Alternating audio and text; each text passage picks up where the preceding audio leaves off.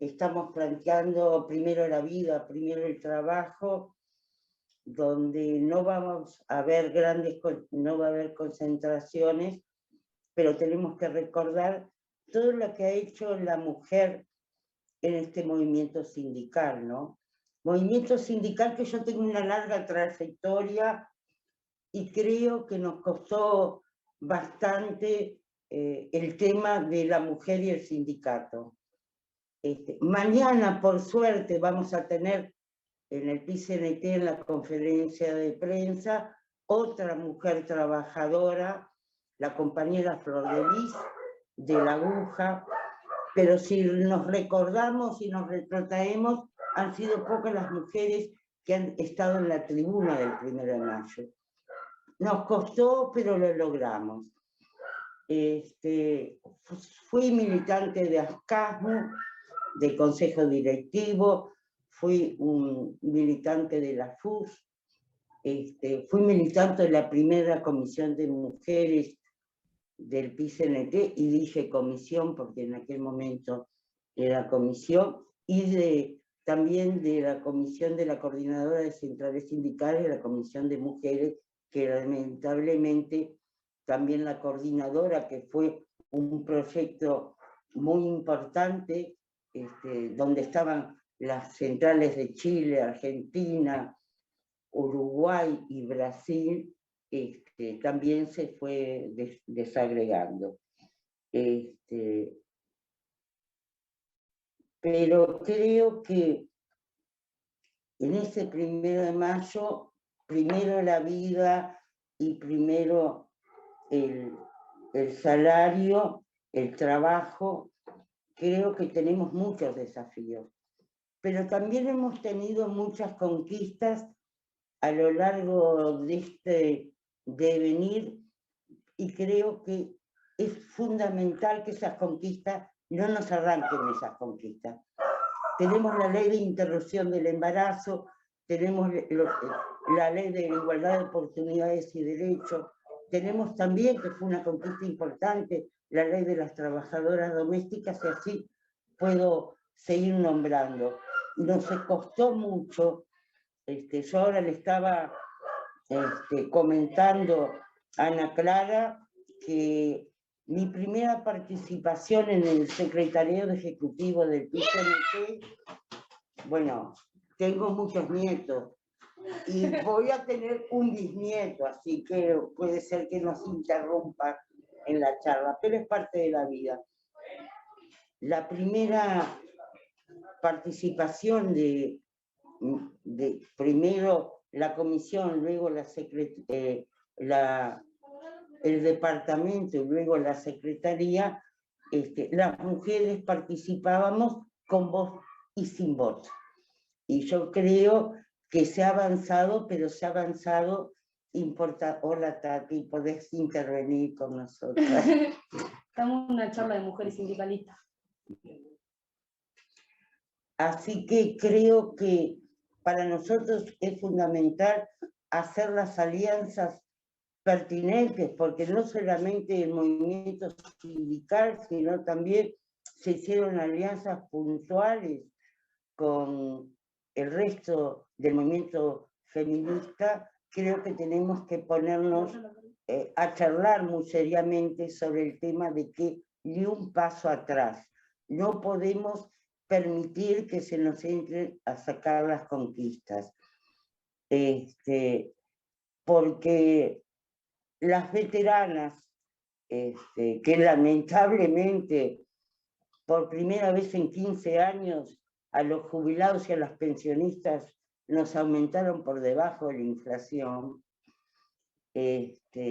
tenemos que un poco dar la experiencia que hemos tenido, pero también reunirnos entre todas para ver cuál va a ser la prioridad de qué más tenemos que conquistar, porque nos ha costado mucho. Y una de las cosas que más le ha costado a la mujer, tanto en el movimiento sindical como en el movimiento político, es el tema de la participación. O sea, que vamos en las listas, pero muchas veces no llegamos o estamos en el movimiento sindical y no tenemos la suficiente fuerza para revertir los temas y que no se nos mire cuando planteamos el tema de las mujeres trabajadoras y las mujeres en general, no se nos mire como diciendo, ufa, esta ya empezó de vuelta. Por acá me quedo,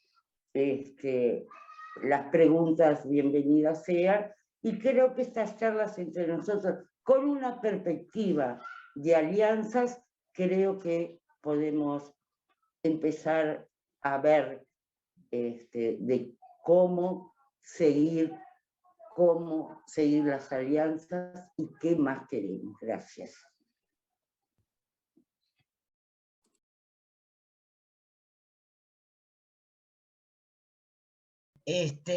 Bueno, yo pensé mucho que tenía que decir acá, porque acá hay tantas mujeres tan sabias, que era complicado. Quiero saludar a Marisa, que es una adorable, a Silvia, bueno, que es mi amiga del alma, y ella lo sabe, ¿no?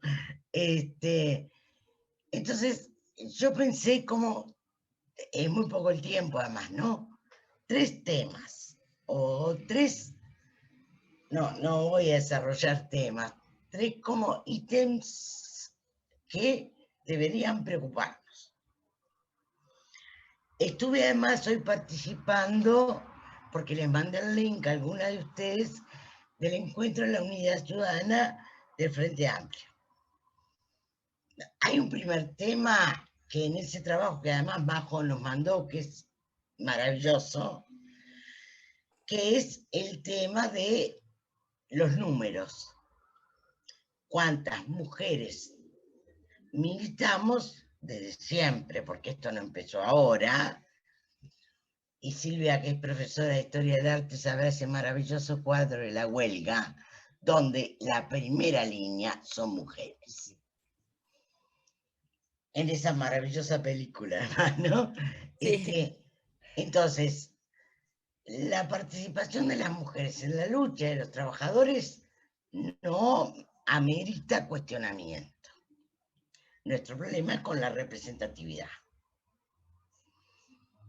Porque incluso yo hace un tiempo me invitó la gente del SUA, Sindicato Único de la Aguja, donde obviamente, a ver, hay un 99,99% de mujeres.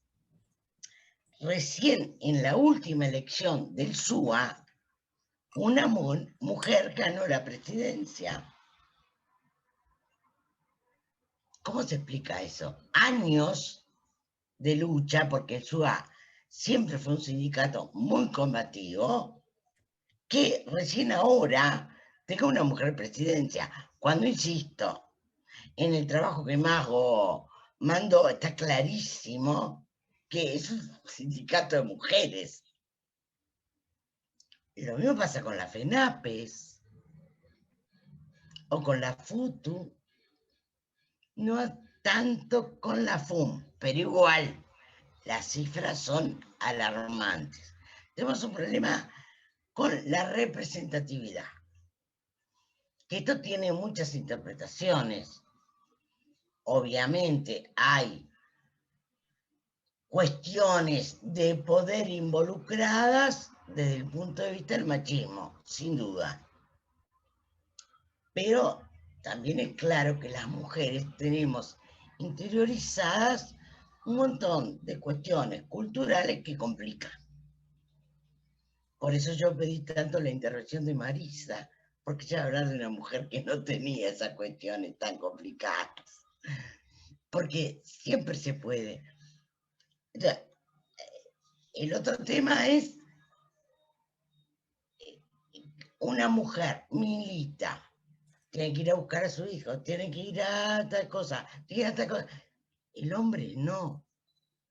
Y eso no tiene que ver con nuestra condición de mujer específicamente, tiene que ver con el patriarcado. Y este es el segundo tema que yo quería plantear.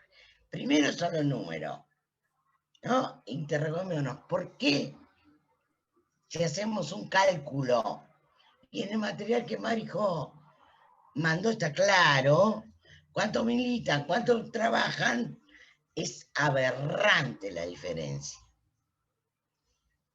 Entonces el tema es otro, el tema está en esta cuestión del patriarcado que, y este es muy poco tiempo, pero yo voy a hacer una afirmación categórica. El patriarcado es aliado del capitalismo. Si no trabajamos a la vez la derrota del patriarcado, no vamos a derrotar el capitalismo. Y nuestros compañeros, militantes, trabajadores, sindicalistas, son patriarcales en un montón de comportamientos.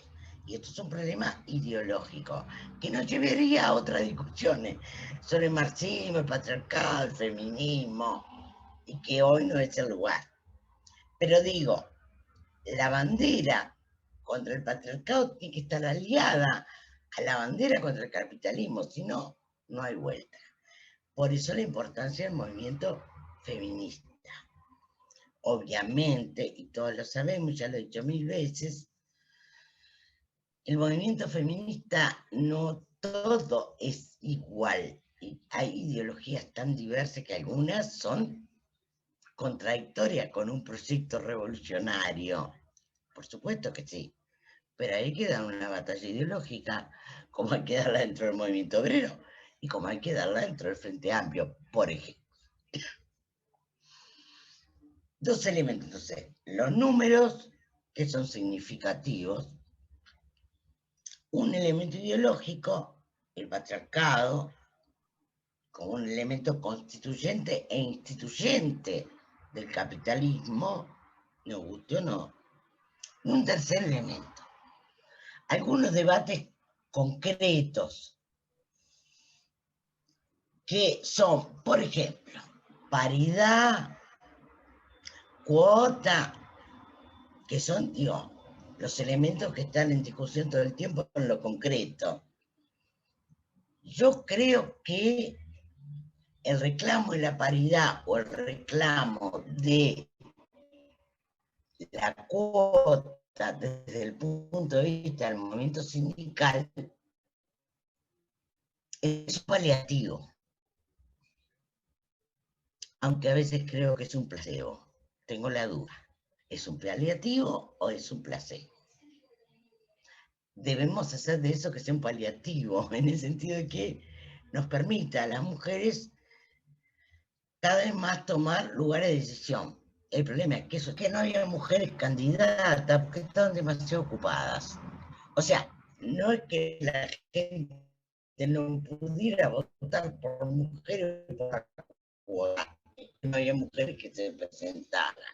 Por eso yo digo, tácticamente es un paliativo, no es la solución, es el síntoma, no es la cura de la enfermedad.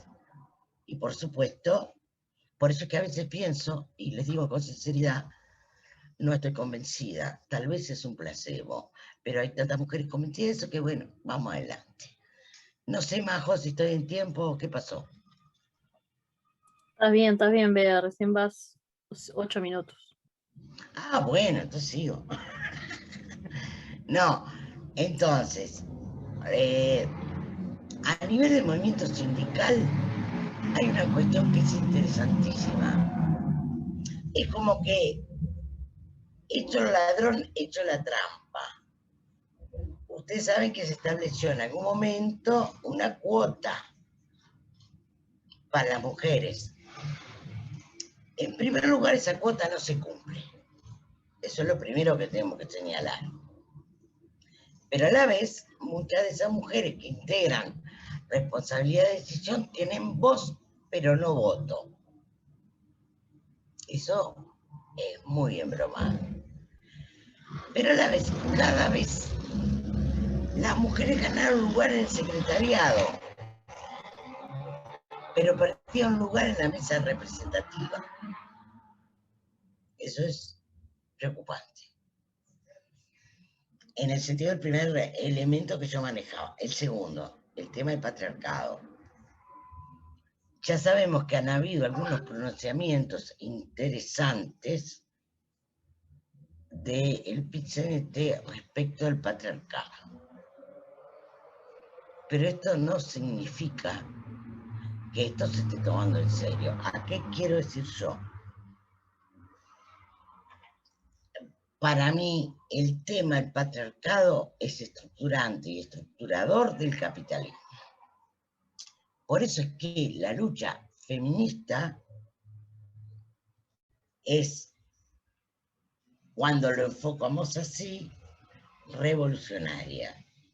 Si nosotros logramos deconstruir elementos del patriarcado, estamos limando las bases del capitalismo. Junto con eso vienen otros conceptos. El tema son los estereotipos de género, el tema es la diversidad como problema, porque además es interesante. Yo no soy buena para los registros bibliográficos, Marisa sí, pero es un maravilloso estudio que prueba que cada vez que las mujeres avanzan en sus derechos, avanzan los derechos de los niños, de los viejos y de todos los diversos. O como lo llama Butler, los otros. Son los otros. El problema es que cada uno de nosotros es los otros. Entonces, el tema de la batalla por la igualdad de derechos de los diferentes, porque acá no estamos hablando solo de las mujeres, ¿no? Estamos hablando de los minusválidos, estamos hablando de los homosexuales, estamos hablando de travestis, estamos hablando de todo. Estamos hablando de los que son objeto de la tranza. Entonces, creo que hay un tema que el PIT-CNT, desde mi punto de vista, el movimiento sindical todavía no ha abordado, que es el tema de que la batalla contra el patriarcado a nivel conceptual es una batalla por los derechos humanos de aquellos que son diferentes, todos los que son diferentes, porque desde el punto de vista del patriarcado, las mujeres somos las diferentes. Es más, no somos diferentes solamente, somos inferiores. No, porque como Carmen Meramente decía alguna vez en un curso que tuve con ella, el problema no es considerar al otro diferente, es considerar que porque es diferente es inferior. Esa es la discriminación.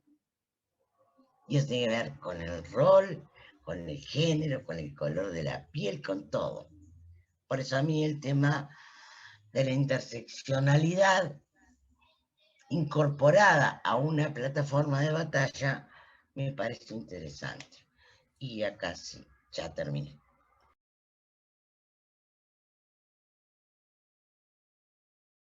Bien. Bueno, primero que nada, agradecerles el que me hayan invitado. La verdad estoy encantada de participar, a pesar de que realmente significó para mí un desafío, porque me puse a pensar, como dice Bea, en 15 minutos, cómo tratar o cómo abordar un tema tan fuerte, tan constituyente como puede ser, por un lado, lo que significa un 1 de mayo en la historia de todos los trabajadores y las trabajadoras, y en lo que son sus tradiciones, sus símbolos, ese pasado que nos conmueve y que nos vincula, y el tema de la mujer, otro tema enorme, y de su participación en el movimiento sindical. Entonces, realmente significó un desafío para mí pensar qué puntos de debate podría desde mi lugar, desde ese lugar de, bueno, alguien que estudia historia, alguien que le ha interesado especialmente trabajar en la historia de los trabajadores, y que de alguna forma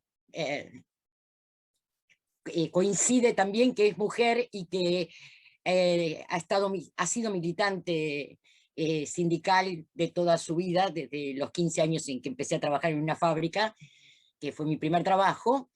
Entonces, bueno, ¿cómo desde esas tres perspectivas, desde de esos tres lugares que de alguna manera me formaron y me constituyen, bueno, cómo plantear este tema de las mujeres y el 1 de mayo? Y lo primero que me pareció como fundamental, y tal vez es la idea central que me gustaría poner en consideración, es el tema de la visibilidad. En realidad, cuando nosotros pensamos, los que hemos estudiado historia sindical y hemos trabajado en la historia sindical, cuando trabajamos en el tema, encontramos en la visibilidad a los hombres. Siempre la expresión de la historia del movimiento sindical ha sido la expresión desde una perspectiva masculina. Allí están los dirigentes, y cuando vamos a las fuentes y revisamos la prensa, revisamos los diferentes documentos, también aparecen los hombres. Y entonces la historia se sigue construyendo de alguna manera, o se ha construido, la hemos construido, desde esa perspectiva masculina.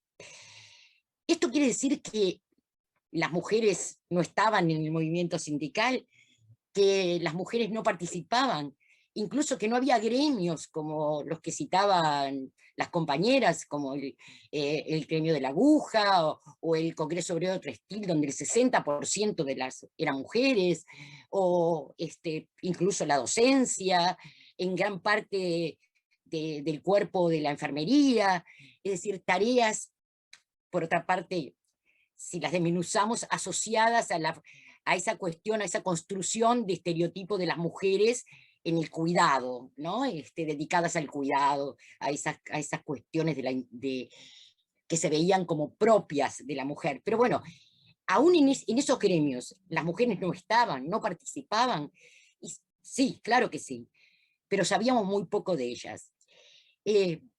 A mí me pareció maravilloso, hace un par de años, cuando una obrera textil, María Julia Alcoba, escribió un libro que tiene un nombre de lo más sugerente, y que me gusta traerlo ahora, porque de alguna manera estructura las preguntas que me hago. El libro se llama ¿Y las mujeres? ¿Dónde estaban? Y ella reconstruye su vida y la vida de su barrio y la vida de su fábrica a partir de su experiencia vivencial, porque ella fue dirigente, delegada, digamos, de base, fue militante de base, participó en las huelgas grandes de la década del 50 de los textiles, y claro, esa pregunta de dónde estaban tiene que ver con eso, con que esas mujeres que sí participaron, que sí estuvieron, no tuvieron visibilidad.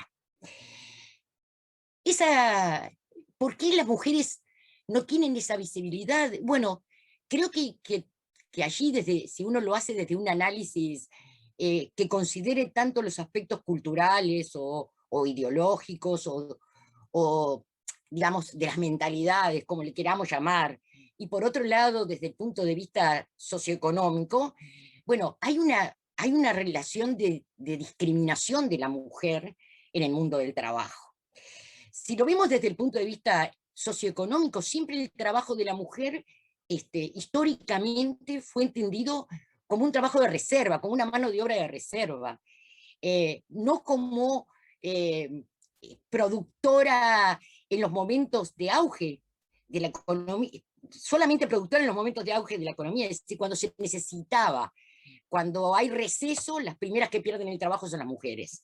Es decir, hay una condición socioeconómica, un aspecto socioeconómico que es fundamental para entender esa falta de visibilidad de las mujeres. Las mujeres entran y salen del mercado de trabajo siempre desde una perspectiva de inferioridad, de discriminación, que se ven en todos los aspectos, y que se sigue viendo, porque digo, a uno le ha pasado que a veces trabajando en aspectos que tienen que ver con el mundo de lo intelectual, se ha encontrado con esa discriminación entre quienes son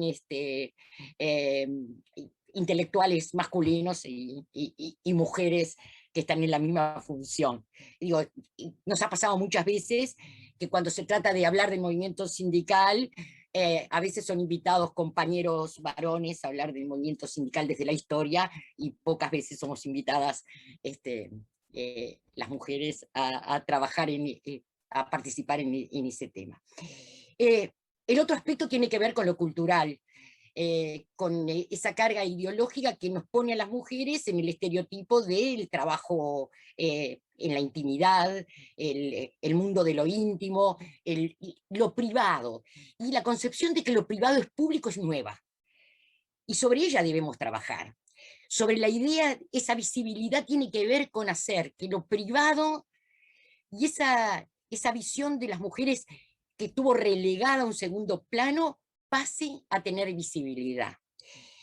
Cuando María Julia se preguntaba a las mujeres dónde estaban, a mí ella me hacía reflexionar en cuántas de nosotras sabemos, por ejemplo, que en 1913 hubo una huelga impresionante que duró 2 meses, que terminó en un fracaso, doloroso fracaso, pero que fue una huelga dirigida prácticamente por las mujeres.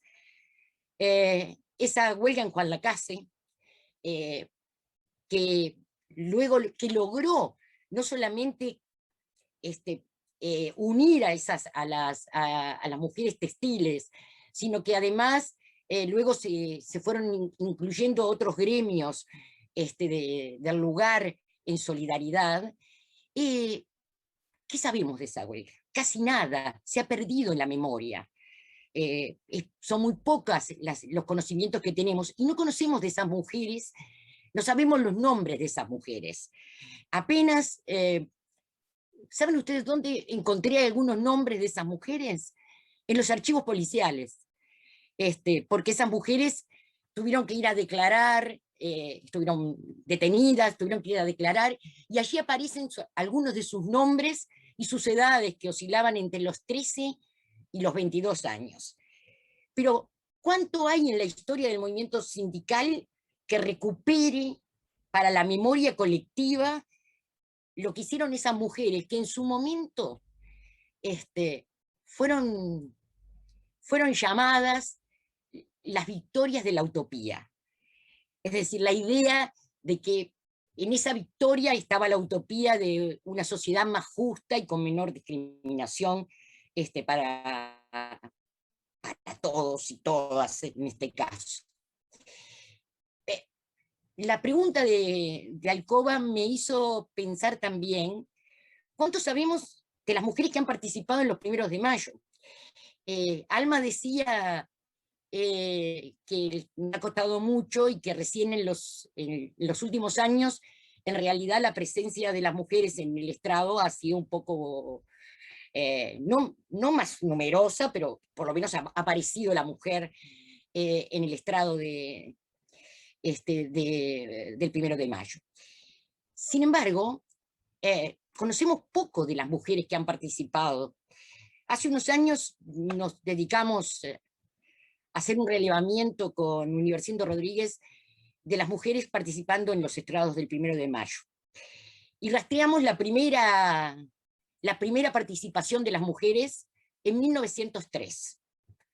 Allí Virginia Bolten es la primera mujer que habla en un estrado del 1 de mayo, que no era un estrado, sino que obviamente era un cajoncito puesto en la calle, y sin micrófono y sin nada, a voz potente nomás, el primer discurso con participación de la mujer. ¿Cuál otra mujer en los años siguientes va a participar en esa conmemoración? Bueno, otra de las pocas que conocemos, muy poco de sus vidas, pero conocemos algunos, por lo menos sus nombres, María Collazo, que es la mujer que más veces participó en un 1 de mayo. Estuvo fue oradora como en 6 o 7 1 de mayo. Y lo interesante de estas mujeres, bueno, y después, por supuesto, en la década del 20, Julia Arévalo, que es otra de las mujeres, de las primeras mujeres que va a participar, la tercera mujer que va a participar en el estrado de los 1 de mayo. Estas tres mujeres, junto con Juana Abuela, que no participó nunca de un 1 de mayo, pero que sí tuvo una relevante participación en el movimiento sindical de principios de siglo, digamos, y además una larga trayectoria, eran diferentes e iguales. Aquellas que tuvieron mayor visibilidad tuvieron que relegar o tuvieron que pelear y sortear una cantidad de problemas para poder tener ese espacio de discusión. Hay algunas anécdotas de la vida de algunas de estas mujeres en las que, bueno, las que tenían familia, tenían la doble tarea de atender a sus familias y a la vez participar y luchar por ese espacio. Y hay algunas de ellas, muchas de ellas se dedicaron a la parte también de publicar boletines y diarios, y en todos esos trabajos el tema del feminismo estaba presente. Estas mujeres en general se plantearon el grave problema que significaba para las mujeres el tema de la participación. Entonces, me parece que replantearnos un poco también desde el lugar de la historia, la participación de las mujeres en el movimiento sindical en su conjunto tiene que ser un tema central. ¿Por qué? Porque, en definitiva,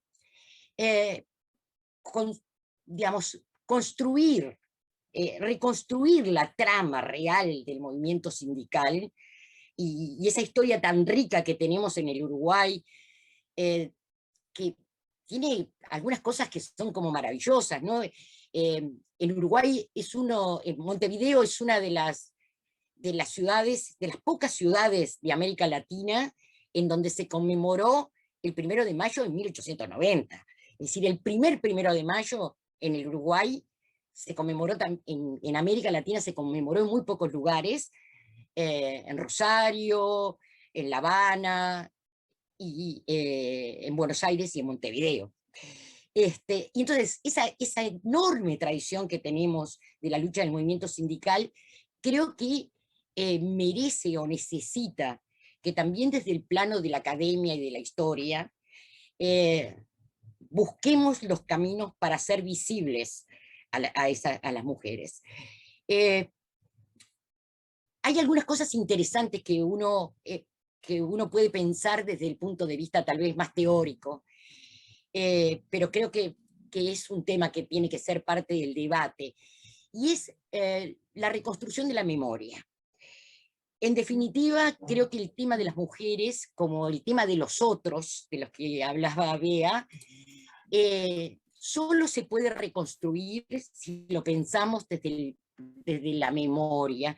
Por eso este ejercicio me parece maravilloso, la posibilidad de que gente como Alma, como Julia Alcoba, como Delia Maldonado, y como otras compañeras sindicalistas que tuvieron y participaron de la historia del movimiento sindical, tengan un espacio para la palabra. Yo creo que es una de las cosas que nos debemos.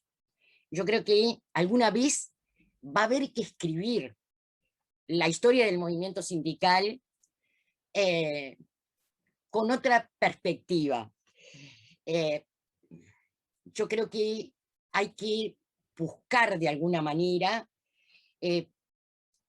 reconstruir la historia del movimiento sindical también desde esta perspectiva, desde la perspectiva de las mujeres. Porque es increíble cuando uno empieza a entrevistar a mujeres sindicalistas. Yo tuve la suerte y la oportunidad de en algún momento entrevistar a Jorge Lía Martínez, en otros momentos, bueno, me une un increíble afecto con Julia Alcoba, conocí a Delia Maldonado, es decir, algunas de esas mujeres que estuvieron en un momento en el que era difícil, y cuando uno empieza a ver las pequeñas historias, esa microhistoria, pero que es constructiva del movimiento sindical. Es decir, lo que las mujeres han hecho, cuando una de estas compañeras nos cuentan los conflictos del 50 en el Congreso Obrero Textil, y nos plantean cómo, usando hojas de papel de diario, porque no tenían un solo peso en el sindicato, hojas de papeles de diario, dibujaban ovejas y las iban a pegar con engrudo a las paredes donde estaban las personas que carnereaban, y cómo de esa manera consiguieron eliminar la existencia de carneros en esa huelga. Uno realmente descubre esa microhistoria que en realidad tiene tanto que ver con las victorias, si queremos, con los avances del movimiento sindical. Es imposible, como bien dice Bea, es imposible pensar nada revolucionario, y tampoco es posible pensar un movimiento sindical realmente transformador, que busque la transformación de la sociedad, si no lo pensamos también desde la perspectiva de visualizar a las mujeres y darles el lugar que corresponde en esa lucha que de alguna manera nos pertenece. En algún momento, creo que algunos nombres, yo había buscado cuenta de cómo no sabemos nada de las mujeres. Inés Julia. Rodríguez, sí. Perdón, no, simplemente Dela, Dora. porque sí, pero dale el cierre, estamos Bien. todas enganchadísimas. Que veas, igual después tenemos más tiempo para seguirla. Bien. Para seguirla Por eso redonda. digo, había algunos nombres de Inés Rodríguez, Lola y Dolores Aristegui, Rosalía Pérez, Petrona Cruz, no sabemos quiénes son, y sin embargo formaron parte de la mejor historia del movimiento sindical. Gracias.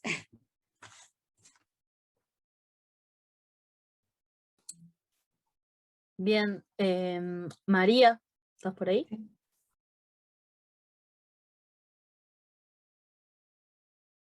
Sí, estoy acá. Bueno. Mi amiga es una genia. No me lo digas porque me lo voy a creer. No, digo, yo primero voy a agradecerles mucho la invitación, aunque me costó me sentí forzada, porque estaba incluida antes de que yo diera el sí. Pero bueno, es un tema realmente apasionante. Y a mí me pidieron que hablara de Julia Arévalo, pero acá se plantearon muchos temas generales que sería precioso discutir algún día con tranquilidad. Yo no soy feminista, claro, en el sentido que hoy se le da al término feminismo con la ideología que conlleva, y creo que es al revés. Digo, yo les sugiero a todas que lean a Engels, que yo amo, El origen de la familia, la propiedad privada y el Estado. Señala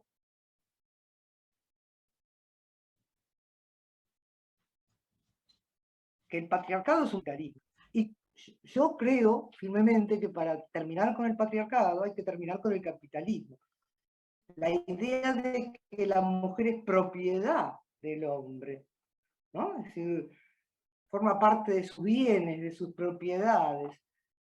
Y es muy interesante Locke, fíjense, un pensador de los comienzos del capitalismo, que dice que el matrimonio no tendría, por naturaleza, no tendría por qué ser permanente, porque la finalidad del matrimonio es criar los hijos, podría disolverse una vez que los hijos están criados, pero es malo para la propiedad, porque se dividirían los bienes, y la idea es acumular, no dividir. Entonces, todo eso está en la raíz del patriarcado, y esa mentalidad patriarcal también la tenemos las mujeres. Digo, forma parte de una ideología dominante. ¿Y por qué muchas veces en un sindicato femenino como magisterio los dirigentes eran hombres? Porque los elegían las mujeres.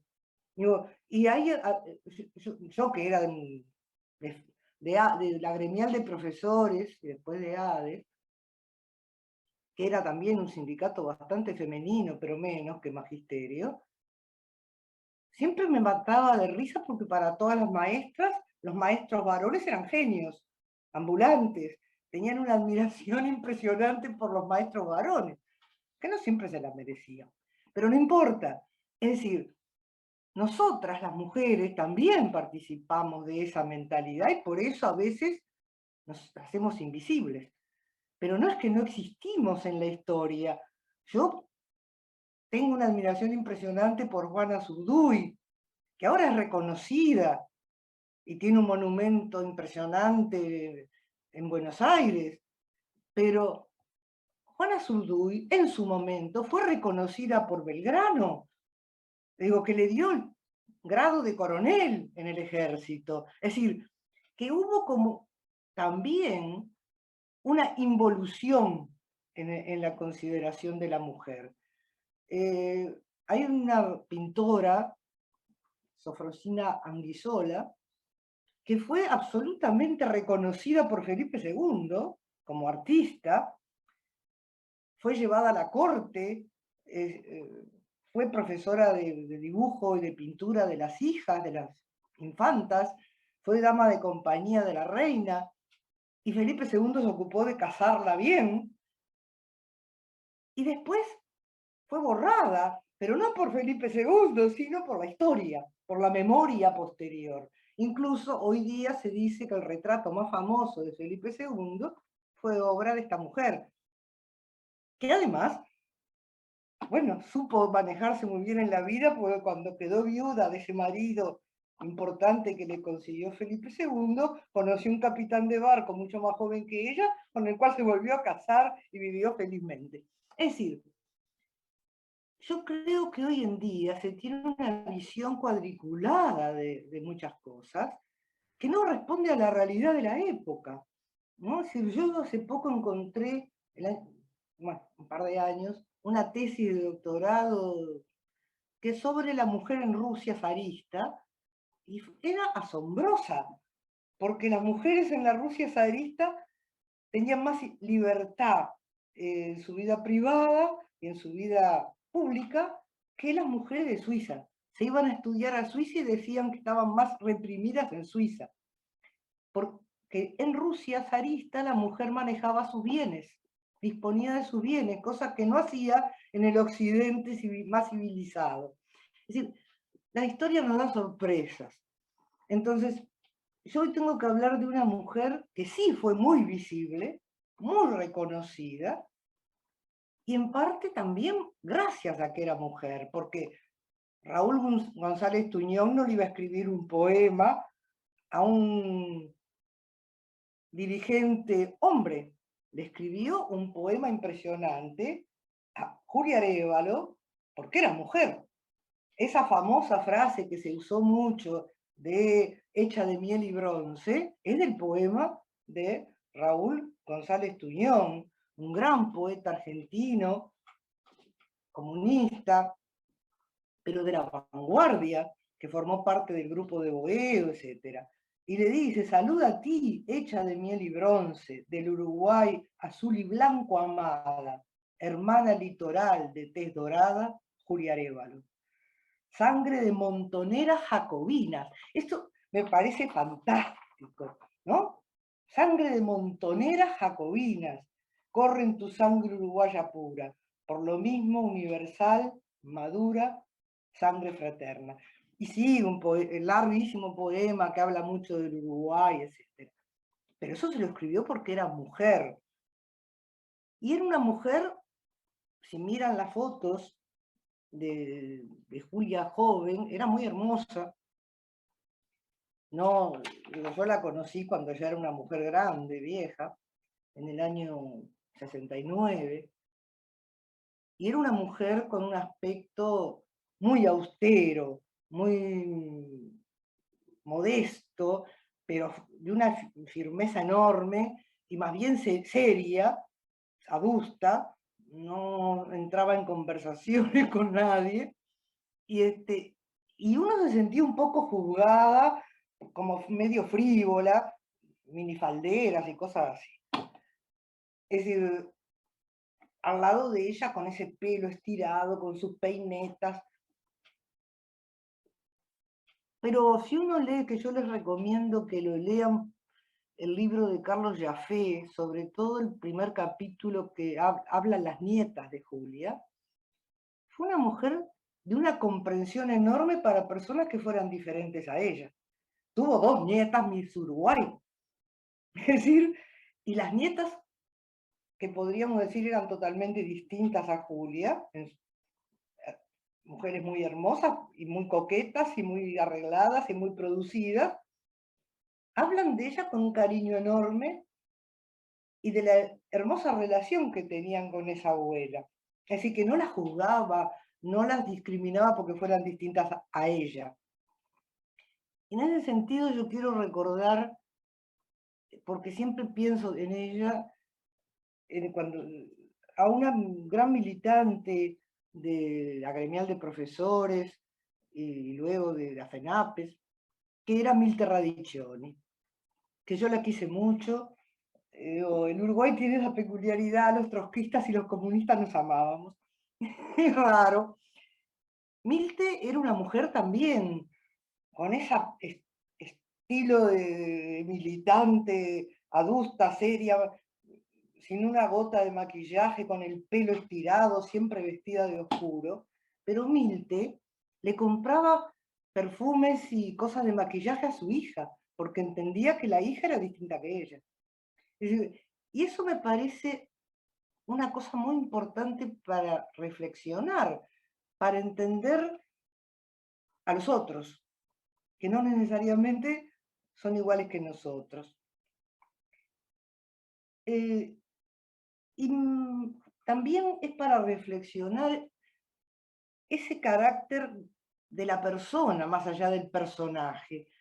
Porque si uno piensa en Julia, piensa en la diputada, en la senadora, en la militante combativa, es decir, la sangre de montoneras jacobinas, pero Julia Arévalo era una mujer que era ama de casa, que tuvo 6 hijos, uno atrás de otro, crió 5 porque el más chiquito, Liberto, murió antes de cumplir un mes, el menor. Tuvo un montón de hijos, es decir, los crió. Y además las nietas recuerdan que ella vivía haciendo crochet, cocinaba, hacía tortas fritas muy, muy ricas, según dicen, y aparecen fotos con mañanitas hechas de crochet, todas por ella, y todas las nietas tenían colchas de crochet que la abuela les tejía. Cuidaba sus plantitas, es decir, hacía un montón de cosas que hoy en día se ven como de menos porque son consideradas femeninas. Y entonces no hay que ejercerlas porque perdemos categoría. Yo estoy totalmente en contra. Debo decir que me encanta cocinar, me encanta hacer crochet. Y durante la huelga general me hice un saco de crochet, modelito Coupe de Cas, porque iba con mi lanita, como salía de mañana de mi casa y no sabía cuándo volvía, andaba con la lanita y es un gran sedante, una mansa loco fantástico de hacer crochet. Es decir, la persona es mucho más amplia y diversa y variada y completa que el personaje. Y Julia fue una persona completa, era una mujer. Digo, no desdeñaba su condición femenina y tampoco se vio limitada por esa condición femenina. A veces las nietas todas dicen, y sin duda, que Julia pudo desarrollar toda la actividad que desarrolló gracias a que tuvo un marido que la estimuló para eso, que la ayudó a llevar adelante la casa y que soportó con ella muchas situaciones dificilísimas, porque la vida de Julia fue muy difícil. Pero a veces el marido que trabajaba en el medio rural, porque era inspector de sanidad veterinaria, a veces estaba mucho tiempo fuera de la casa y Julia tenía que hacerse cargo de los 5 hijos. Es decir, lo cual no le impedía desarrollar una intensísima tarea militante. Hoy privilegiamos la parte sindical. Julia, a donde iba, organizaba, porque ella, bueno, empezó a trabajar siendo una niña, llegó solo hasta 4º año de escuela, fue una brillante autodidacta. Otro elemento que yo reivindico, la autodidaxia, es decir, la gente que estudia por su cuenta. Y eso es muy importante porque hoy valoramos solamente los títulos y los estudios formales, cuando en este país tenemos una historia de brillantes autodidactas. En todas las ramas del saber, pero incluso algunos que tenían un título académico, en lo que se destacaron, como Figari, fueron autodidactas, porque fue un autodidacta en filosofía, en pedagogía, etc. Es decir, Rodó fue un gran autodidacta, un hombre brillante, y sin embargo, sus estudios académicos fueron muy limitados. Entonces, creo que también eso es un aspecto que tenemos que entender. Julia fue una autodidacta, solo pudo hacer hasta 4º de escuela, tuvo que trabajar desde los 10 años, con gran sacrificio, trabajó en una fábrica de fósforos, en varias tabacaleras. Yo la otra vez, hablando de Julia Arévalo, conté un recuerdo familiar, te lo voy a contar porque es muy lindo. Una persona de mi familia, la esposa de un primo de mi madre, cuando era niña, la llevaba el abuelo a la fábrica, a una de las fábricas tabacaleras que trabajaba Julia Arévalo, que era muy jovencita, evidente. Y esta persona, que ya era una maestra jubilada, siempre me contaba su memoria de Julia, que recordó toda su vida como una mujer preciosa. Le impresionaban los ojos de Julia Arévalo, pero además lo que más la había impresionado es que mientras trabajaba tenía un libro abierto adelante y estaba leyendo. Y las nietas cuentan que la abuela leía todo el tiempo, estaba haciendo crochet y leía, estaba cocinando y leía. Es decir, su gran pasión fue instruirse, aprender. Era una apasionada del teatro, del cine. Las nietas cuentan que a veces entre 2 reuniones se iba corriendo, se escapaba al cine, que fue de las primeras socias del Galpón. Es decir, que la llevó a ver ballet, que la llevó a conciertos, a las nietas. Es decir, era una mujer de una amplitud de intereses culturales enorme. Y ella, cuando viajaba a China, a la Unión Soviética, a Francia, donde fuera, llevaba un diario de viaje donde anotaba todo lo que ella iba conociendo. Es decir, que eran datos de todo tipo, económicos, sociales, culturales, educativos, etc. Es una mujer con una amplitud de intereses impresionante. Bueno, a donde ella le tocó ir, porque iba con su marido, trabajó en distintos departamentos, primero fue a La Valleja, luego a Río Negro, luego a Paysandú. Ella llegaba y organizaba a los trabajadores, ¿no? A los picapedreros en La Valleja, es decir, y participaban en los conflictos, en las huelgas, con los, por ejemplo, los obreros del Anglo, en Perdón, Helventos. María, te aviso nomás que ya estábamos en los 15 minutos, pero dale el cierre nomás, tranquila, y después seguimos. Es decir, organizaba y participaba. Y participó en las luchas, sobre todo le interesó por su propio origen, campesino, una familia de pequeños productores rurales, que tuvieron que venir a Montevideo por arruinarse. Participó en las luchas campesinas y las organizó y las impulsó. Era una gran oradora, lo cual le valió ser llevada presa muchas veces en el interior, y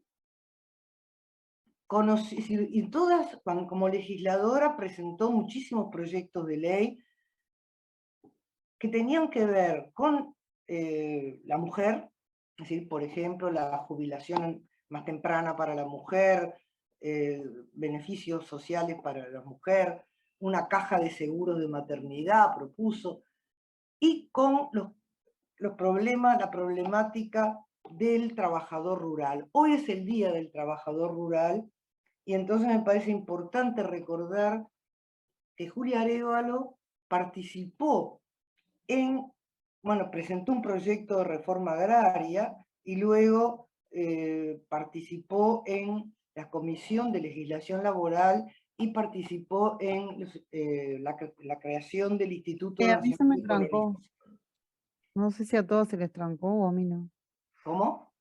No, que me perdí un pedacito ahí, María, porque se me había trancado. Pensé que se había trancado, se les había trancado a todos. Bueno, No, que ella no. participó en la creación del Instituto Nacional de Colonización desde el Parlamento, haciendo un discurso fantástico, porque abarcando los distintos aspectos de la problemática del campo y de la economía y de los frigoríficos extranjeros. Es decir, tenía una versación impresionante, y eso asombraba mucho a la gente, que una mujer obrera fuera capaz de realizar discursos de una sabiduría y de una cantidad de conocimientos impactantes. Por eso deslumbró a González Tuñón. Y también a otra gran mujer de nuestra historia, que fue Alba Roballo, que escribió, y si me permiten un segundo, me gustaría terminar con lo que dice Alba Roballo a la muerte de Julia Arévalo. Alba Roballo escribió que la vida de Julia Arévalo nos dejó un mensaje a las mujeres y a los jóvenes, y dice: un mensaje de presencia combativa, de protagonismo, de profunda heroicidad, de riqueza humana, madre, abuela, y de todo eso escribirán su memoria, porque los pueblos no viven si no tienen memoria. Me pareció una cosa preciosa, porque además Alba Roballo recuerda ahí cuando ella, mucho más joven, siendo una niña, vio a Julia Arévalo encabezando una manifestación del 1 de mayo con una enorme bandera roja, y Alba Roballo se había escapado del colegio donde iba para ver el 1 de mayo. Y eso lo recuerda con enorme cariño. Bueno, muchas gracias.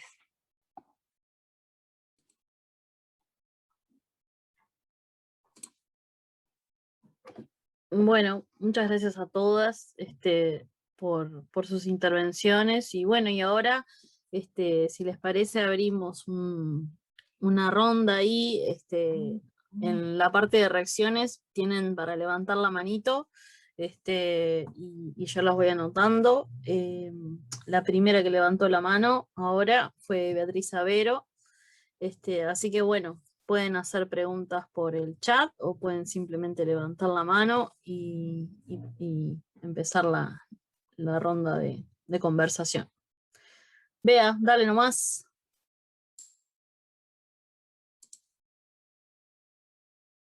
Estás sin micrófono, Bea. Bea.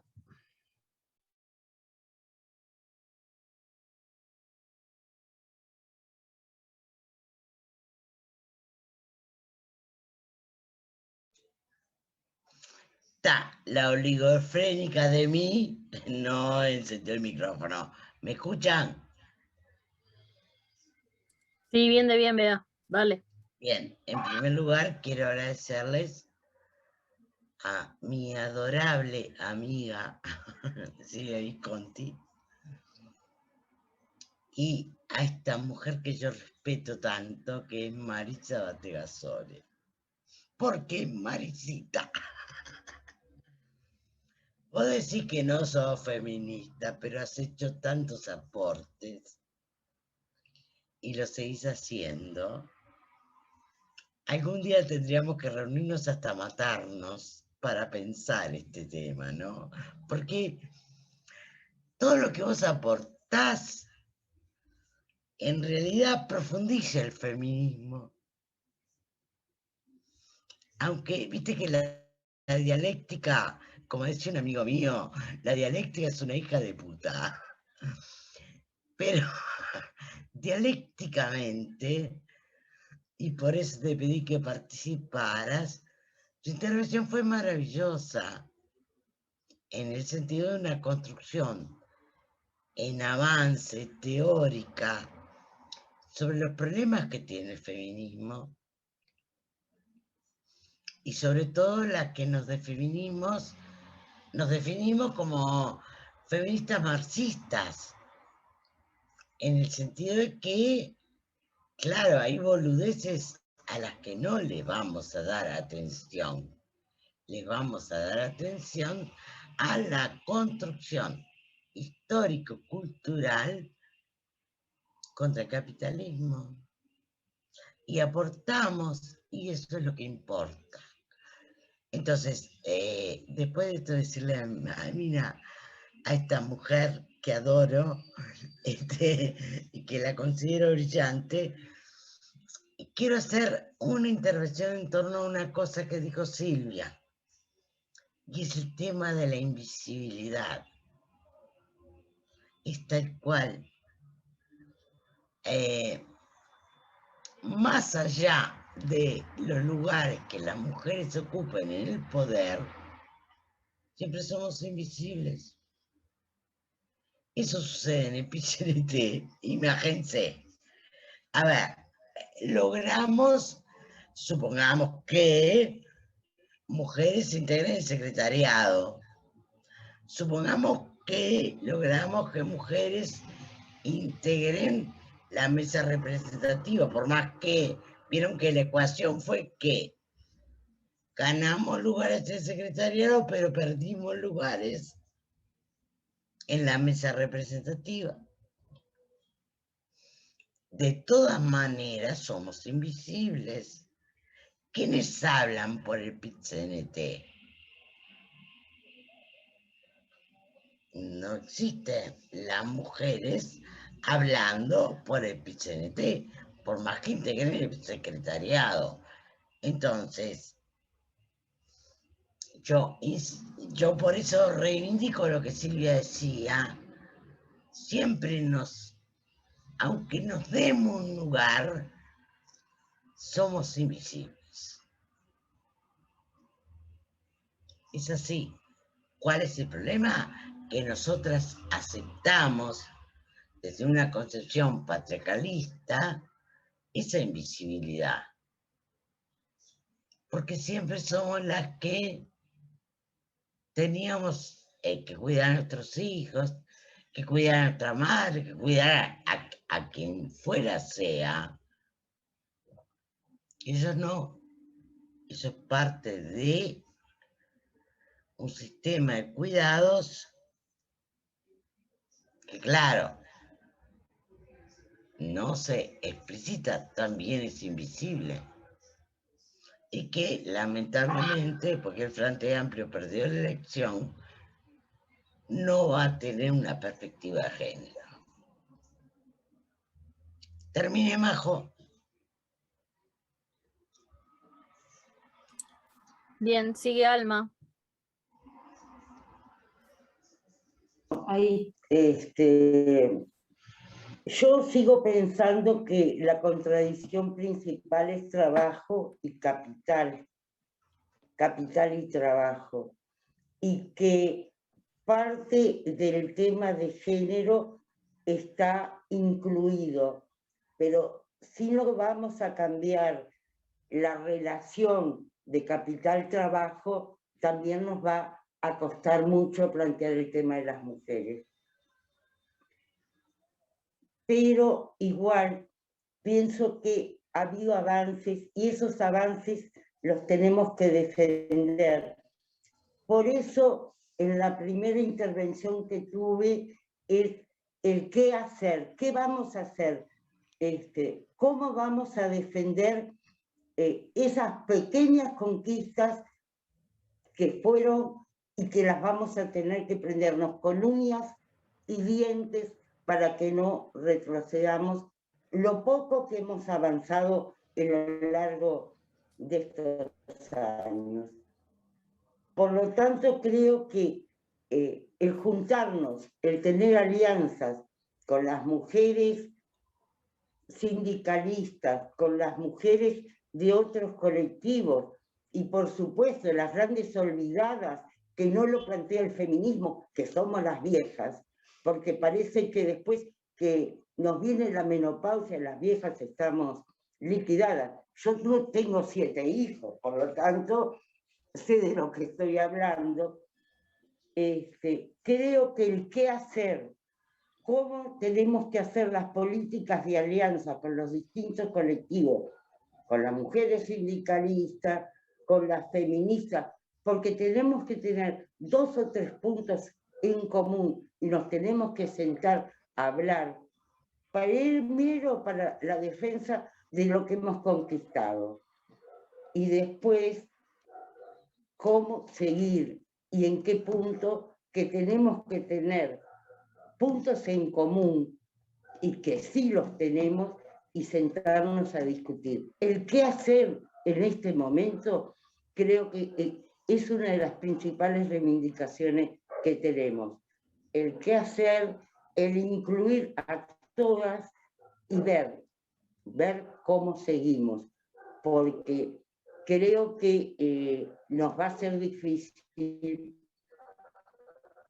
Los vientos no corren a favor, por lo tanto, es un deber de todas nosotras ver cómo seguimos, ver cómo nos aliamos, porque también hemos sido a veces muy sectarias entre nosotras. Entonces, es un deber que tenemos y creo que es importante tener este tipo de reuniones, venir de distintos colectivos, y es parte de lo que necesitamos hacer una discusión franca, hacer una discusión entre todas, con 2 o 3 puntos. No se escuchó, sí. Se ve que a veces cuando uno tiene mala conexión se corta, pero se escuchó bien.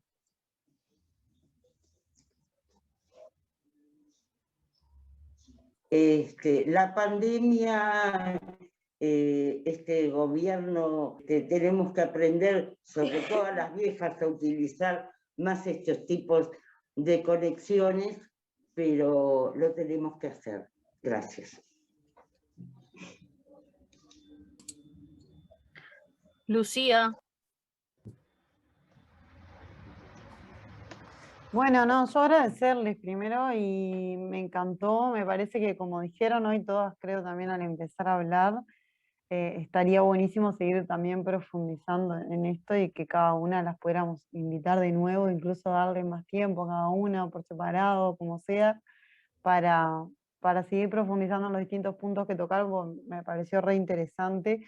Esto de la mujer invisibilizada y las mujeres invisibilizadas que hablaba Silvia, me pareció que es algo que sí, que nos pasa, que lo tenemos re en el tapete, que como, y mismo, yo qué sé, nosotras para alguna actividad, cuando venimos de militancia en otros ámbitos, hay veces que para determinados temas nos cuesta conocer mujeres que sepan del tema, no sabemos, se nos ocurre enseguida que conocemos un montón de hombres, pero no un montón de mujeres, por ejemplo. Y eso me parece que también en esto de lo que decía Bea hoy, yo que sé, que sí es un placebo y no, y lo cuestionaba también el tema de la cuota, y es verdad, está bueno ese análisis, pero también en esto, yo que sé, en una mesa, en esto de cuando ponemos disertantes en una mesa, que hoy nos pongamos a pensar, che, pero tiene que haber mujeres en la mesa, mínimo, en eso nos hace hacer un proceso por lo menos de buscar y de decir, tiene que haber, no puede ser, ¿quién más está? Y terminas encontrando. Entonces, creo que son cosas que son mínimas, pero son súper necesarias, y tiempo atrás no lo cuestionábamos. Entonces tampoco las buscábamos y tampoco las encontrábamos. Y nada, me parece también esto sobre, a mí siempre me queda este punto cuando hacemos las charlas, que es el tema de cómo nosotras también nos damos el lugar, nos abrimos los espacios, y que muchas veces nos pasa que tenemos también internalizado esto de que hay temas, por ejemplo, yo lo llevo mucho a la cuestión de la política, sobre todo en general, cómo hay temas de la política partidaria, ¿no?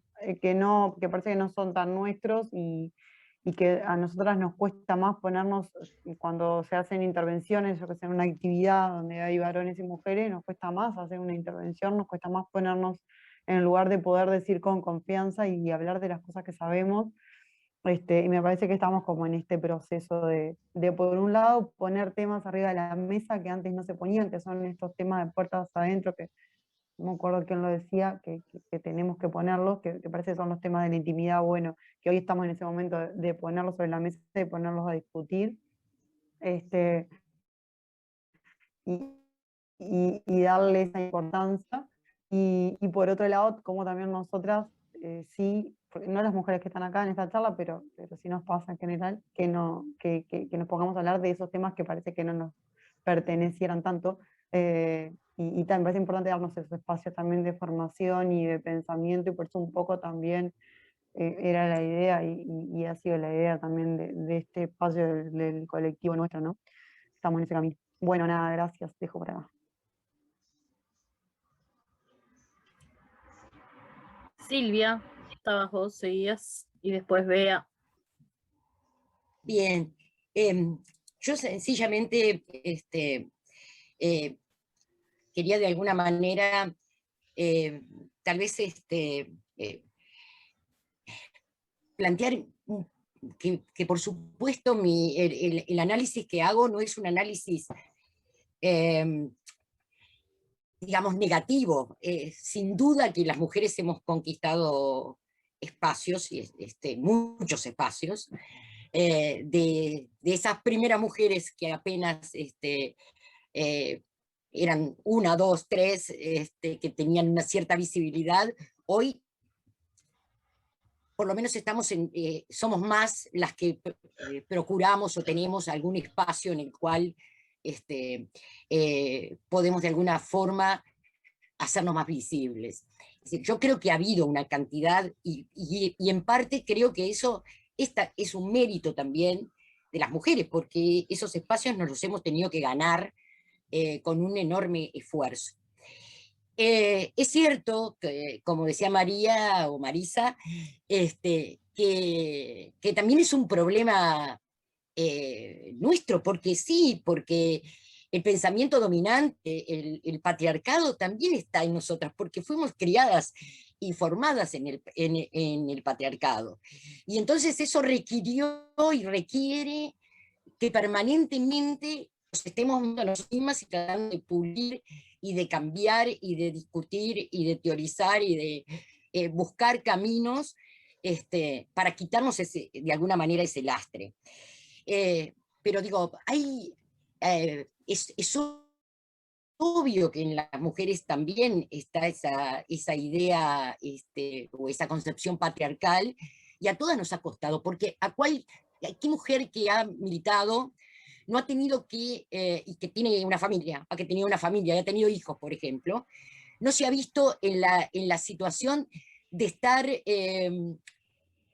básicamente, permanentemente en la disyuntiva de qué priorizar, cómo hacer cuando me tengo que encargar de llevar al niño a la escuela, de controlarle los deberes, de que tenga el almuerzo pronto, de organizar la casa y a la vez ir a la reunión del sindicato, participar en la política.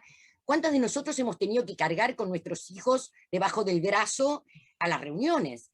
Digo, personalmente cuando empecé a militar, yo fui madre muy jovencita, tenía 17 años cuando fui madre, y empecé a militar a los 13, así que a los 17, cuando tenía a mi hija pequeña, tenía que llevarla debajo del brazo, a pesar de que tenía un compañero que en alguna medida ayudaba, pero esa es la situación, que en la sociedad patriarcal los varones ayudan, pero no es una actividad que sea compartida realmente.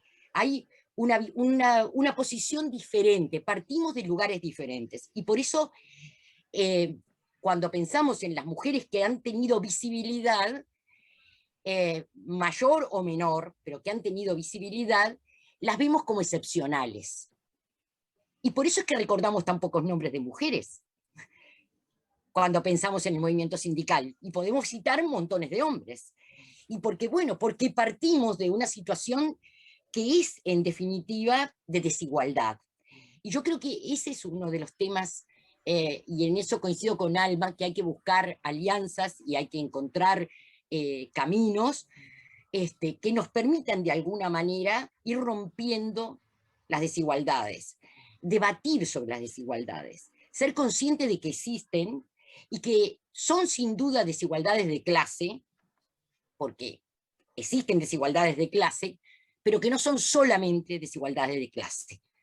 Las mujeres a las desigualdades de clase le tenemos que agregar las desigualdades de género.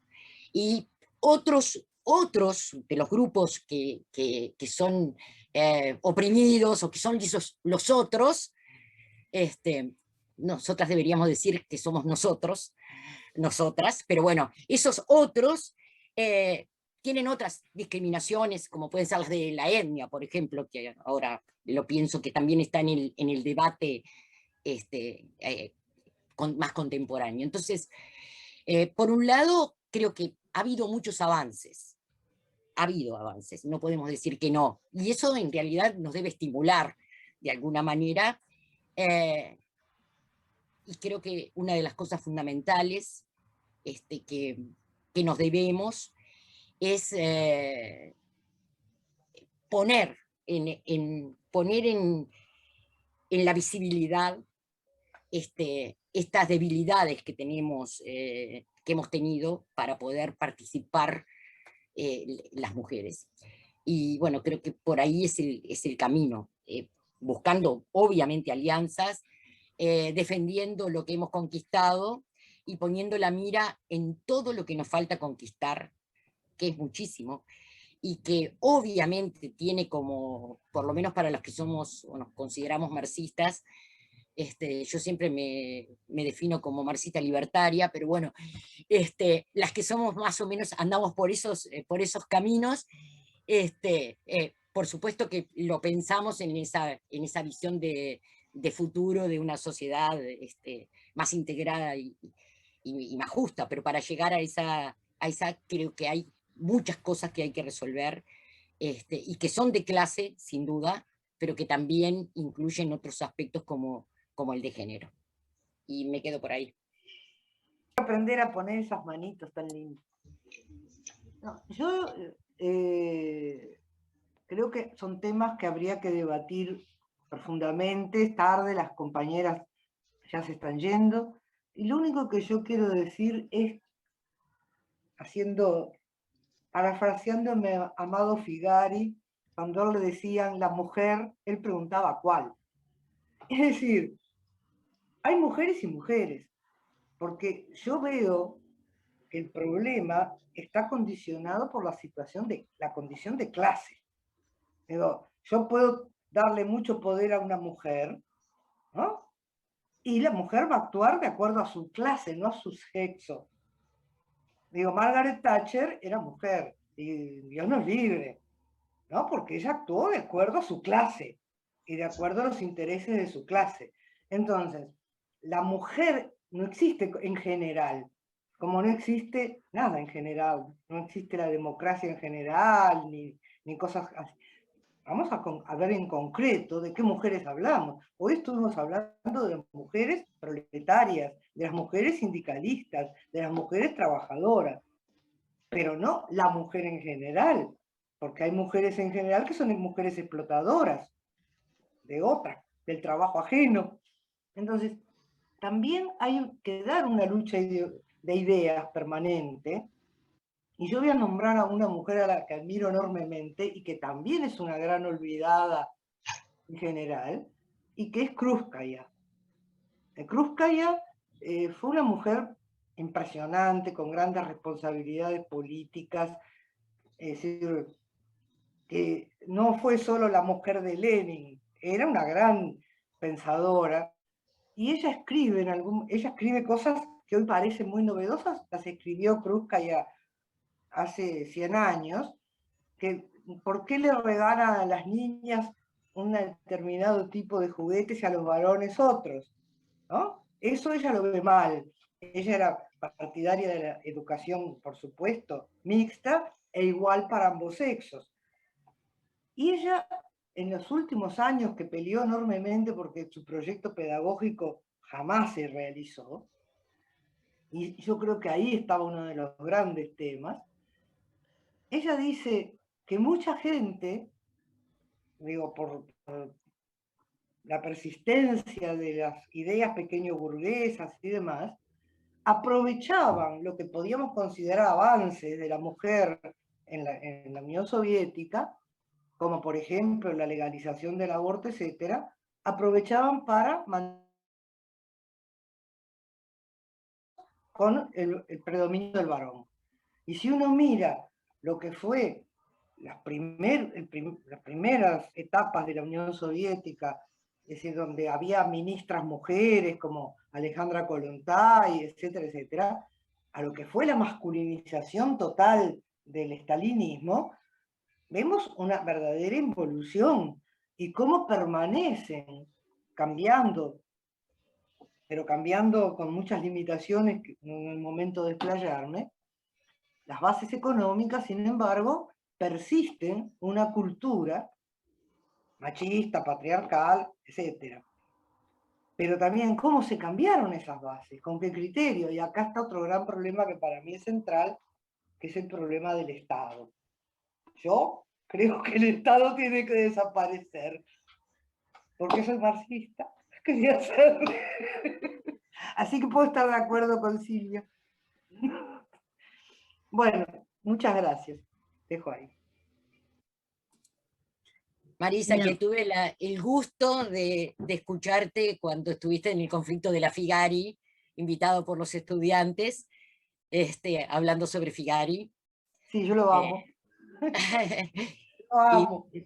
Nosotros disfrutamos muchísimo de tu sapiencia sobre ese tema y en medio de un conflicto que fue muy, muy removedor para nosotros. Sí, sí, fue para todos. Digo, pero hay tanto para pensar. Yo pedí la palabra, no sé si alguien más se quería anotar, alguien que quizás no haya intervenido todavía, como para hacer quizás no tengo una Yo opinión, solo pero quiero decir que aprendí mucho con Marisa. muy bien. Yo también aprendí. creo que es lo que tiene de bueno estas actividades, que es que aprendemos un poco más de todas. Creo que ese es el propósito de estas charlas. Pasando un aviso en realidad, antes de dar un poco una opinión con respecto a lo que he escuchado, que bueno, que la idea de estos encuentros sea que se repitan los viernes. Después les vamos a pasar, pero el viernes que viene la idea es que sea lo mismo que hoy, pero con respecto a la literatura feminista, o bueno, la que uno pueda aportar en ese sentido, que ya lo veníamos planificando con Bea también. La idea es esa, compartir un poco, cada una puede traer poemas, cuentos, narraciones o lo que quiera aportar en ese sentido, y después la otra instancia que sería para el 14 de mayo sería la lectura de Alexandra Kollontai, sobre el libro de Feminismo, Socialismo y Revolución. Así que bueno, las invito a todas, las que tengan el libro o las que no, se los podemos hacer llegar, y la idea es que bueno, que sea una lectura previa y después nos encontremos justamente a debatir un poco, ver un poco la vida de Alexandra Kollontai y entender un poco el contexto en el que surgió y la importancia que tuvo en su momento, y bueno, discutir un poco sobre la perspectiva de ese libro que nos aporta. Eso terminando de pasar el chivo un poco, y obviamente las invitamos a todas a sumarse a este colectivo que si bien viene pensado desde una comisión de género de un partido político, la idea es que justamente sea abierto y que podamos encontrarnos varias compañeras y nos podamos nutrir entre todas de diferentes corrientes, o desde las libertarias, marxistas, y seguramente hayan otras compañeras que vengan desde otras corrientes, y esto pueda confluir y ayudar a pensar entre todas, justamente a esto que decía Alma, que no sé si, creo que sí, que sigue por ahí, de quizás después de estas intercambios, ver un poco, bueno, armar un plan, ¿no? De cómo podemos seguir, y desde nuestras historias y de nuestros lugares, cómo podemos aportar a pensar en bueno, una estrategia de acá para adelante, ¿no? Después de las intervenciones, creo que rescato, obviamente, muchas cosas de todas, la importancia de entender que el patriarcado es un aliado del capitalismo, y que la lucha contra el capitalismo tiene que ser, tiene que estar ligada ideológicamente y estructuralmente al capitalismo, y en ese sentido creo que también va con esto, ¿no? que uno hablaba, que creo que María lo decía, Marisa, que el patriarcado no, está claro, no está solamente en el hombre, está en el hombre, están las mujeres y está en toda la superestructura, ¿no? que ha generado el capitalismo, y se ha asegurado a través de muchos mecanismos y tecnologías, que creo que hablaban un poco del tema de los micromachismos que uno a veces puede ver, que en realidad son conductas, que son conductas simbólicas que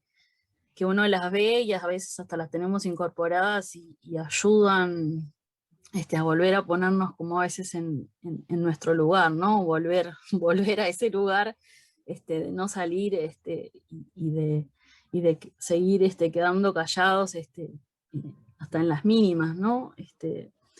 Esto que es tan, que a veces yo digo que lo tengo que empezar a registrar, que uno tiene que aprender, de que cuando están a veces en una asamblea o en algo, es increíble cómo los varones, al tomar la palabra, vuelven a reafirmar lo que dijo el compañero, pese a que quizás la compañera que habló antes estuvo magníficamente y hasta debería ser remarcado, lo vuelven en realidad, creo que inconscientemente, pero justamente tiene ese sentido, vuelven a remarcar la palabra del compañero, invisibilizando lo que la compañera previamente dijo. Y es algo que quizás uno, después de que lo conceptualiza, lo encuentra después cada vez que se encuentra en esas situaciones. Después, me parece importante, sí, la invisibilización, sí será importante. Sobre todo en el tema de la formación, que a veces uno dice, ¿no? Y lo ligo con esto del autodidacta que hablaba María sobre Julia Arévalo, ¿no? Yo creo que las mujeres en el feminismo hemos aprendido en esto del autodidacta a buscar a esas mujeres invisibilizadas en la historia, quiénes, por ejemplo, en la filosofía, cuántas mujeres encontramos, inclusive en las currículos, ¿no? Cuando uno ve las planillas curriculares de lo que uno tiene que dar en la academia o en otros lados, cuántas mujeres se encuentra, y es bastante difícil encontrarlas, y uno tiene que ir buscando subterráneamente qué mujeres dijeron, ¿no? Y está claro que ahí obviamente entra lo que es la concepción de clase, ¿no? No vamos a ir a buscar cualquier mujer.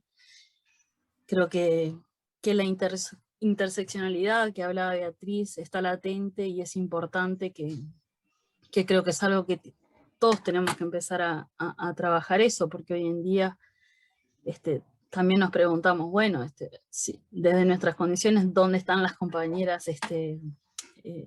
que vienen de otra raza, ¿no? Que son afrodescendientes? ¿Dónde están y cuánto le cuesta llegar? Y cómo uno a veces ve que mira a su alrededor y no están, ¿no? Y sin embargo sabemos perfectamente que son partes y están, y sin embargo en el movimiento sindical y en esas mesas representativas y no están, ¿no? Entonces creo que también por ahí es donde va la parte de la interseccionalidad. Lo otro que me parece que estaba bueno, ¿no? Con esto de bueno, ¿qué hacemos? El tema de las alianzas, ¿no? Hoy en día nos encontramos en esto del feminismo divididas entre lo que sería la institucionalidad y la no institucionalidad, que creo que es necesario que, bueno, que entre esas cosas empecemos a hacer alianzas, ¿no? Que creo que este colectivo ha tratado un poco de ir por ese camino, acompañar tanto las iniciativas de lo que es la intersocial y lo que es la coordinadora de feminismos, y creo que en parte de esos intercambios que tenemos que tener con estas dos organizaciones, buscar caminos justamente de alianza. Después, con respecto, creo que hoy hablaba, ¿no? Silvia, de las mujeres que han participado en los actos, y hasta hace poco, hace unas horas, me puse a ver justamente y volví lo que fue el acto del 2018, y que quien cerró la oratoria en ese momento fue Abigail Puig, de Fuesis. Y la verdad que no tiene nada de desperdicio la intervención, y justamente cierra con esto de que cuánto palo se le dio, porque era una mujer la que iba a cerrar la oratoria, y cuánto se dijo que iba a dejar vacío prácticamente la Plaza 1 de Mayo, y sin embargo su discurso fue tan bueno, todos los puntos que tocó uno por uno, que fue bastante aplaudido y ovacionado, y eso demostró, inclusive lo dice, que estamos más que preparadas, ¿no? Pese a que tengamos, porque aparte esto es algo en particular, ¿no? Las mujeres no solamente tenemos que pelear contra el capitalismo, sino que aparte tenemos que pelear contra el capitalismo, contra el patriarcado, tenemos el enemigo dentro, fuera, en todos lados, que creo que también eso es algo, una característica que las que llegamos, las que llegan, han batallado con grandes molinos, y es bastante loable. Y por eso saludo a todas las mujeres que están acá, porque entiendo que han dado grandes batallas y las siguen dando. Así que las saludo a todas. Y bueno, no sé si alguien más quiere intervenir. Si no, bueno, fue grabado, así que lo vamos a subir después, y las invito a todas a participar de estas otras instancias. Y bueno, no sé, agradecerle sinceramente a todas. Se viene la aquelarre, Majo. Se viene la aquelarre va a estar interesante también. Ah, Sí, a todas las compañeras ahora. Sí, después les mando igual el videíto, pero la idea era esa, el aquelarre para el viernes que viene, para juntarnos y leer un poco cada uno con lo suyo, con su tecito, brebaje, el que quiera, y nada, eso, compartir un poco de literatura. Cada una de nosotras elige un texto que la haya conmovido y lo va a leer en el aquelarre. Esa era la idea. Así que bueno, si nadie más quiere hablar. Buenísimo lo del aquelarre, me encantó. Bien, ahí estamos entonces. Vos sos una fiera en eso.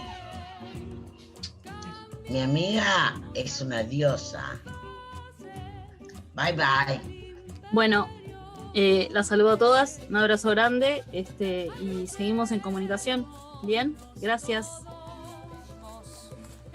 Que pase al estrado para cerrar la oratoria de este acto a la compañera Abigail Puig, secretaria de organización de Fuesis. Y en esto del presupuesto, tenemos una ley aprobada de violencia integral. Pero necesitamos recursos. Necesitamos recursos y que no se olviden de nosotras. Porque ni más ni menos nos están matando. Porque esas 30.000 denuncias nos duelen. Porque son nuestras mujeres y nuestras compañeras. Porque se enfrentan todos los días al machismo. Al machismo que oprime. Al machismo que no quiere que hablemos.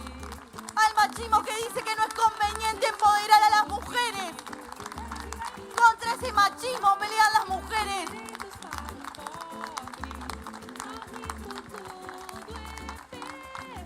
Es increíble, compañeros y compañeras. Llevamos más de 10 mujeres asesinadas y algunos dicen que son pobres tipos. ¿Con qué derecho deciden cuándo terminar con la vida de alguien? No hay más derecho, nosotras vamos a estar al pie con las compañeras feministas reclamando mayor igualdad, mayor oportunidad. Y en cada abrazo solidario que se levante también va a estar el movimiento sindical.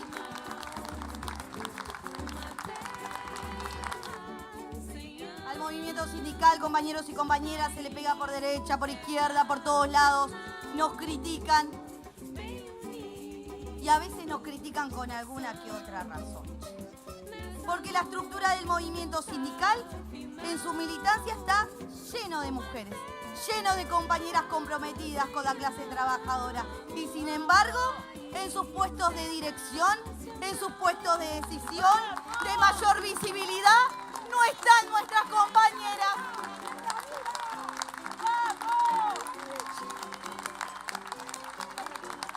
Y todavía hay alguno que cree que no es conveniente que hablen las mujeres. Y todavía se escucha alguno que dice que si a la mujer la ponen última de oratoria, la plaza se va a vaciar. ¡Está llena la plaza! Se quedaron a escuchar a las mujeres del movimiento sindical.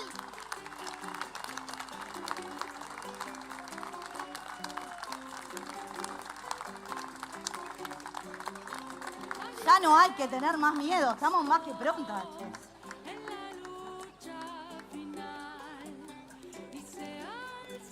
Que hay que revisar la participación, sí hay que revisarla, desde los sindicatos de base, desde los sindicatos de rama y en nuestro propio PIC-CNT. Y ni más ni menos, gracias, y ni más ni menos, a unos días nomás, esperemos que esté toda la prensa también, se va a realizar un encuentro nacional de género, equidad y diversidad en el PIC-CNT, donde nuestros compañeros y compañeras también vamos a estar discutiendo esto. Y nos duele a veces discutir esto y nos enojamos. Y nos peleamos también por estos temas. Pero ni más ni menos hay que buscar los caminos de la unidad. Porque de esta salimos juntos, compañeros y compañeras. No salimos separados. No hay forma.